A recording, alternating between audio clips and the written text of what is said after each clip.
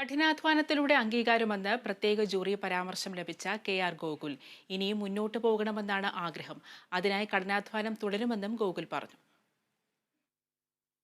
ഹാപ്പിയാണ്, എന്താ ഭയങ്കര ഹാപ്പി ഉണ്ട്. കുറെ വേർഡ്സ് ഒന്നും പറയാൻ കിട്ടുന്നില്ല, അറിയില്ല ഇതെങ്ങനെ എക്സ്പ്രസ് ചെയ്യേണ്ടതെന്ന് എനിക്ക് അറിയില്ല. ഒരു എക്സൈറ്റഡ് ആണ് വളരെയധികം. എന്നെ സംബന്ധിച്ചിട്ട് എനിക്ക് ഒരു സിനിമയിൽ ഒരു ആക്ട് ചെയ്യണം. ആക്ട് ചെയ്യുമ്പോൾ എനിക്ക് കിട്ടുന്ന ഒരു പ്രത്യേക ഒരു കൈൻഡ് ഓഫ് ഫീലിംഗ് ഉണ്ട്. അപ്പോൾ അത് ആയിരുന്നു എനിക്ക് ആ സിനിമയുടെ പ്രോസസ്സിൽ മൊത്തം കിട്ടിക്കൊണ്ടിരുന്നത്.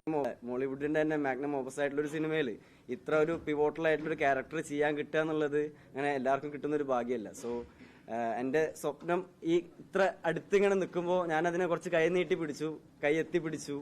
അപ്പോൾ അതിനൊക്കെ കിട്ടിയൊരു അംഗീകാരമായിട്ടാണ് എനിക്ക് തോന്നുന്നത്. പിന്നെ ബ്ലസ്സി സാർ എന്നെ കാര്യത്തിൽ ഭയങ്കരധികം കൺസേൺഡ് ആയിരുന്നു ആ സമയത്തൊക്കെ. കാരണം എൻ്റെ ഇതുപോലെ പഠിത്തം പോയി, ഹെൽത്തൊക്കെ കുറച്ച് വീക്കായി.